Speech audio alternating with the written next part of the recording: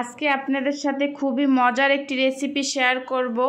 আর তা যদি হয় গাছ থেকে পাড়া শাক দিয়ে আর ইলিশ মাছ দিয়ে। হ্যালো এভরিওয়ান, আসসালামু আলাইকুম। আশা করি যে যেখান থেকে আমার ভিডিওটি দেখছেন সবাই ভালো আছেন এবং সুস্থ আছেন। তো আমিও ভালো আছি আপনাদের দোয়ায়।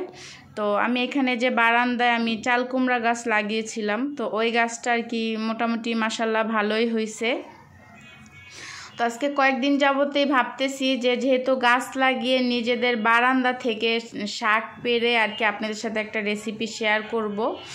তো এই যে দেখতে পাচ্ছেন যে শাকগুলো কিন্তু এমনিতেই মনে হয় যে কাঁচাই খেয়ে ফেলি, এতটা ফ্রেশ আর তরতাজা ছিল। আর বিশেষ করে গাছ থেকে পাড়া জিনিস কিন্তু অন্যরকম একটা মজা আর ভালো লাগা কাজ করে। যেহেতু শহরে বসেও আমরা গাছ থেকে পেড়ে যেরকম শাক পাতা যাই হোক না কেন খাওয়া যায়, তাহলে তো খুবই ভালো লাগে। তো আমি চাল কুমড়া পাতাগুলো এই যে পানিতে ভিজিয়ে রেখে দিছিলাম, যেহেতু বারান্দায় ধুলাবালি রাস্তা থেকে আসে এই জন্য একটু ভিজিয়ে রেখে দিছি। আর এইখানে এই যে আমার শিলপাটায় আমি এখানে দুইটা আর কি মিডিয়াম সাইজের দুইটা পেঁয়াজ আর হচ্ছে এক টুকরা আদা, সামান্য একটু সরিষা, সামান্য পরিমাণ একটু জিরা আর কি আধা চামচের মতো, 4 চামচের। তো সব কিছু কিন্তু আমি একসাথে বেটে নিছি। আর এইখানে একটি মিডিয়াম সাইজের এক পিস আমি আনিছি আর কি ইলিশ মাছ, এক টুকরা। তো আমি সেই বাটা মশলার ভিতরে এখন একে একে আমি সব মশলাগুলো যা যা প্রয়োজন আমি দিয়ে দিব। এখানে প্রথমে দিয়ে দিছি মরিচের গুঁড়া, তারপর হচ্ছে গিয়ে হলুদের গুঁড়া, তো সামান্য একটু লবণ।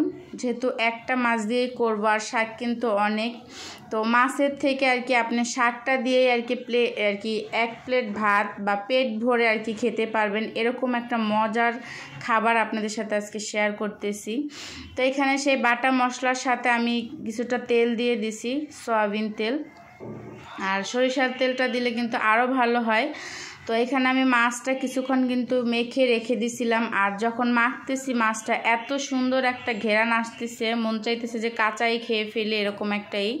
যদি আপনাদের ভালো লাগে থাকে অবশ্যই কিন্তু যারা এই ধরনের খাবার পছন্দ করেন অবশ্যই ট্রাই করবেন, অনেক অনেক মজা হয় এইটা।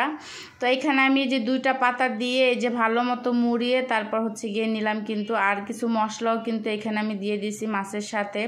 আর বাকি যে মশলাগুলো আছে আমি এই যে পাতায় আর কি এভাবে মেখে তারপর দিব, আপনাদের আমি দেখাইতেছি কিভাবে দিব। তো পাতার এপিট উপিট করে আমি এই যে মশলাটা কিন্তু মাখিয়ে নিতেছি পাতার সাথে। আর এই যে ডাটা সহ কিন্তু আমি পাতাটাই করছি, এই যে পুরো মশলাটাই কিন্তু আমি পাতার সাথে এপিট উপিট করে মাখিয়ে দিছি। আর মাছের থেকে বিশেষ করে এই পাতাটা খেতে বেশি মজা লাগে। আর এই যে পুরো যে পাতাগুলো আমি করছি সব পাতাগুলো কিন্তু আমি এখানে মাছের সাথে মুড়িয়ে নিছি যাতে মাছটা বের হয়ে না যায়। আর তারপর হচ্ছে এখানে আমি একটু সুতা দিয়ে আমি ভালো করে আর কি পেঁচিয়ে নিতেছি শাকটা মাছের সাথে আর কি, মাছটা যেহেতু ভিতরে।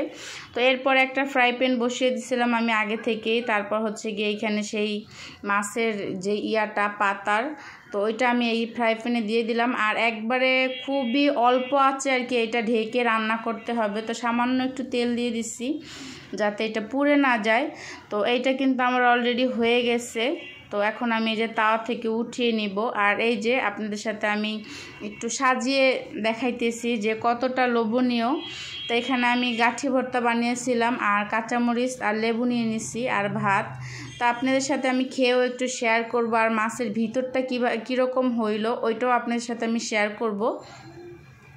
তো সুতাটা ফেলে দিয়ে কিন্তু আমি মাছটা এখানে নিয়ে আসছি প্লেটে।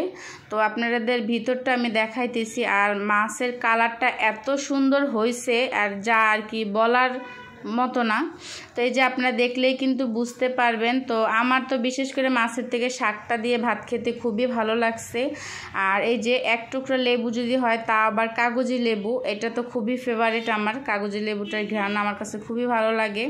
তো আপনারা একবার হলো এইভাবে আপনারা ট্রাই করে দেখবেন, অবশ্যই আপনারা নিরাশ হবেন না, খুবই ভালো লাগবে। আর আজকের ভিডিওটা যদি আপনাদের ভালো লেগে থাকে অবশ্যই কিন্তু কমেন্ট করবেন ফেসবুক থেকে দেখলে। আর যারা ফলো দেন নাই অবশ্যই ফলো করবেন আর শেয়ার তো অবশ্যই করবেন এই সমস্ত খাবার যারা খেতে পছন্দ করেন। আর ইউটিউব থেকে দেখলে অবশ্যই যারা সাবস্ক্রাইব করেন নাই সাবস্ক্রাইব করে দিবেন, পাশে থাকা বেল বাটনটি ক্লিক করবেন। আল্লাহ হাফেজ।